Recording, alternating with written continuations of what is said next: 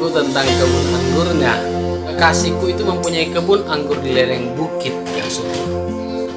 Pesan yang kita dengar hari ini adalah kita punya kehendak bebas. Kalau kita punya kehendak bebas, berarti kita punya hak mau lakukan, mau menggunakan kemana kita mau lakukan, kemana mau kita gunakan. Begitu kita menjadi seorang bayi, kita punya kehendak bebas, mau nangis mau tidak nangis kita punya hak. Suruh dia makin nangis, itu hak bebasnya. Apakah seorang bayi diremat, jangan nangis, diam, nangis? Tidak. Tapi bayi itu sudah punya kehendak bebas, dia mau melakukan apa saja. Kalau manusia tidak memiliki kehendak bebas, maka manusia itu sama seperti robot yang tinggal di remote, tekan tombol satu maka berubah. Allah melihat diri kita bukan seperti robot. Kalau saudara punya robot, saudara punya mainan, saudara suruh terus, lama-lama saudara merasa tidak enak. Tapi kalau saudara punya kehendak bebas, orang lain juga punya kehendak bebas, punya hak untuk menolak, punya hak untuk menerima, saudara pasti bangga. Seorang laki-laki kalau dia menikah seorang wanita, tapi wanita itu di remote-nya, atau dengan kata lain tanda kutip dia mistik, dia pelet, maka orang itu bisa tunduk kepadanya. Tapi suatu saat akan timbul dalam dirinya tidak tulus, ini orang mengasihi, ya ini orang jika habis obatnya maka akan kambuh lagi. Hidup kita bukan disihir atau dipelet. Hidup kita pun adalah makhluk pribadi, makhluk yang luar biasa, yang mulai punya kepribadian, yang diberi kehendak bebas. Kalau kita ini adalah robot, maka kita adalah makhluk yang sangat malang, tidak punya nurani. Robot itu tidak punya nurani.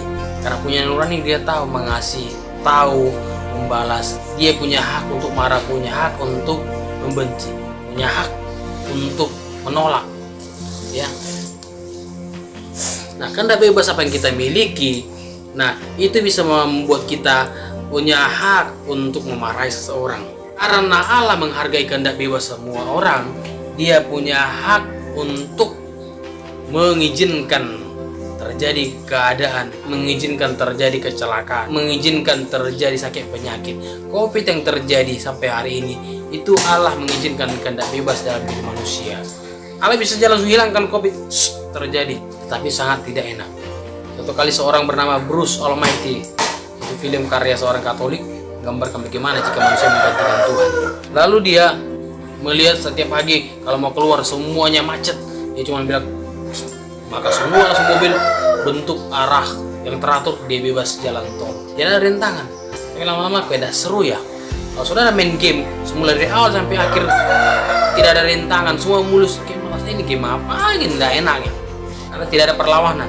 Seorang laki-laki yang menyukai wanita, jangan meresponi apa yang dia sampaikan, dia juga punya kehendak bebas apa yang dia mau, pasti bangga menikah dengan orang seperti itu. Yang wanita juga seperti itu, pasti kalau laki-laki yang dia suka itu pada meresponi, dia kebanggaan. Binatang saja juga punya keinginan, punya hak meresponi. Tapi kalau kita menjadikan orang lain seperti remote yang suka kita ikat, suka hati kita, ini sedang mematahkan daripada kehendak yang Tuhan tanamkan dalam diri kita. Ada orang berkata, saya tidak punya kehendak bebas. Dan ini orang yang tidak menghargai apa yang Tuhan berikan dalam dirinya. Tuhan memberikan dalam diri kita semua kehendak bebas.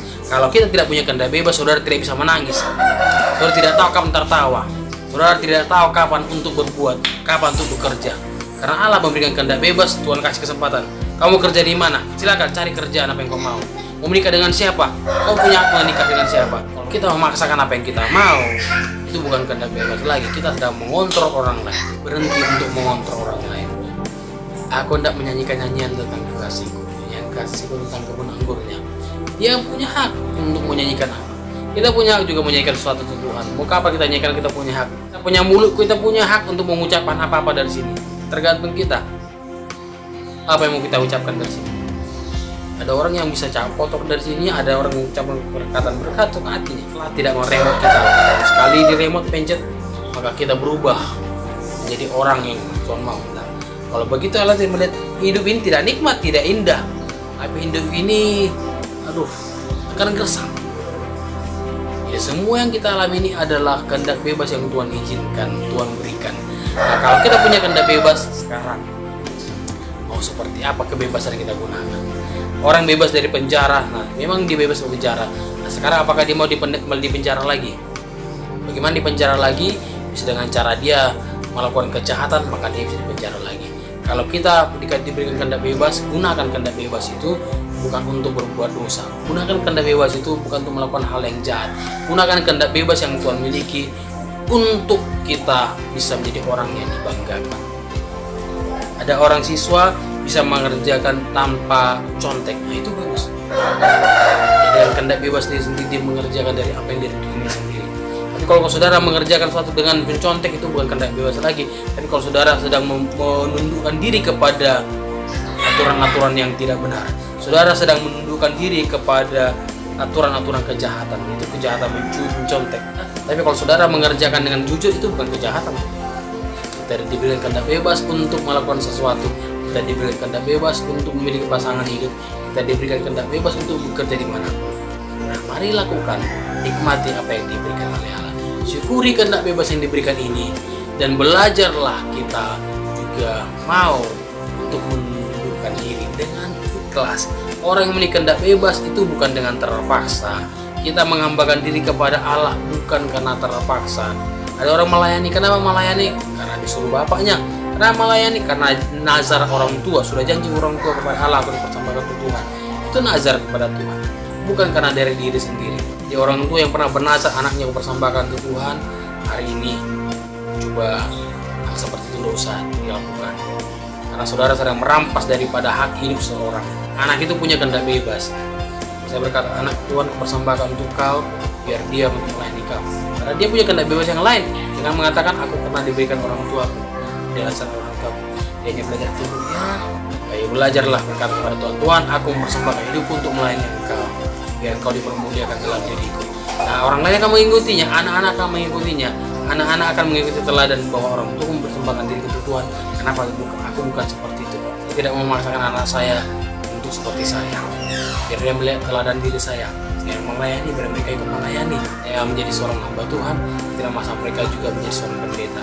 Saya mau mereka tetap mau melayani Tuhan dari kehendak diri mereka. Mereka melayani Tuhan di mana? Apakah di kedokteran, apakah di kepolisian, apakah di pekerjaan umum, dimanapun. Mau pekerjaan apa, mereka punya hak. Kita jangan memaksakan seorang anak. Ini harus menjadi seperti ini, harus menjadi seperti ini. Dengan kata lain, kalau saudara mengatakan anakku harus menjadi dokter, dengan kata saudara sedang menitipkan cita-cita saudara kepada anak-anak. Sehingga anak bilang, kalau secara tidak langsung saudara mengatakan begini, nak, cita-citamu buang, ayah menggantikan cita-citamu. Maka dia akan belajar tunduk kepada orang tua sebagai hormat, tapi dia sedang dirampas apa yang menjadi kehendak bebasnya, apa yang menjadi cita-citanya. Biarkan dia bebas, biarkan orang itu bebas, biarkan dia melakukan apa yang dia lakukan. Pada waktu Yesus membagikan Lazarus, dia berkata, bukalah kain-kain dan biarkan dia pergi. Yesus memberikan kebebasan kepada Lazarus, biarkan dia pergi. Nah, kalau Lazarus yang dibangkitkan dari kematian, Yesus berkata, biarkan dia pergi. Nah, saudara juga yang sudah diberikan Tuhan kebebasan, dibangkitkan dari kematian, dibangkitkan dari keterpurukan, dibebaskan dari dosa, Allah berkata, biarkan dia pergi. Allah berikan kebebasan. Allah kasih kesempatan bagi kita. Kita mau berbuat apa-apa, kita mau berbuat bagaimana, Allah berikan hak kepada kita. Dan jangan paksakan apa yang menjadi hak saudara pada orang lain. Ada orang yang percaya dengan sekali selamat tetap selamat, ada orang yang tidak percaya seperti itu. Ada orang mengatakan keselamatan perlu dikerjakan. Jangan dipaksakan. Saudara mau sekali selamat tetap selamat, ya saudara itu percayalah doktrin itu. Ada saudara mengatakan, saya percaya keselamatan itu perlu dikerjakan. Saudara percaya, silakan. Tapi jangan paksakan orang lain seperti ya saudara. Berikan kehendak bebas bagi diri orang lain. Kalau saudara memaksakan diri saudara, itu hak saudara. Jangan paksakan orang lain. Biarkan kehendak bebas masing-masing kita bekerja. Biarkan apa yang menjadi hak kita masing-masing kita kerjakan. Jangan paksakan. Kalau saudara mungkin punya anak 5, orang lain harus punya anak 5. Lakukan apa yang menjadi hak saudara. Lakukan apa yang saudara bisa. Biar sama-sama kita bisa bertumbuh ke arah Kristus. Tidak dengan terpaksa, tapi dengan kerelaan hati. Allah sering berbicara tentang bagaimana Allah melatih kita memiliki hati nurani yang murni, bukan hati nurani yang dipaksa. Biarlah hari ini melalui pesan ini kita sama-sama belajar menghargai kehendak bebas, free will yang diberikan oleh Allah. Tentang free will, saya teringat dengan kisah Free Willy, seorang anak yang dihukum karena mencoret-coret di sebuah kolam. Setelah dibersih-bersihkannya, ternyata ada sebuah makhluk besar. Ternyata itu adalah seekor ikan paus, namanya Willy. Demikian paus ini susah dilatih, tapi melalui anak ini Willy bisa beradaptasi dan menjadi temannya. Dia melatih Willy dan akhirnya kompak dengan Willy. Wow, begitu luar biasa. Tapi begitu berhasil dia menunjukkan kepintarannya Willy ini di dewan pelatih, akhirnya dibuat pengumuman, bikin acara hebat. Nah, tapi satu kali pada waktu acara sedang dibuat, semua orang anak-anak ribut di bawah dan mengganggu Willy, dan Willy tidak mau melakukan apa yang dia mau. Akhirnya penonton kecewa, punya usaha juga kecewa. Ternyata Willy itu ikan paus yang terus bermain di sebuah kolam. Dia punya keinginan bersama keluarganya jauh di luar tempat itu, di sebuah lautan luas yang bebas. Ada keluarganya yang menantinya.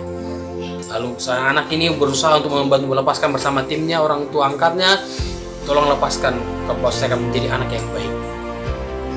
Dan bantulah Willy ini lepas.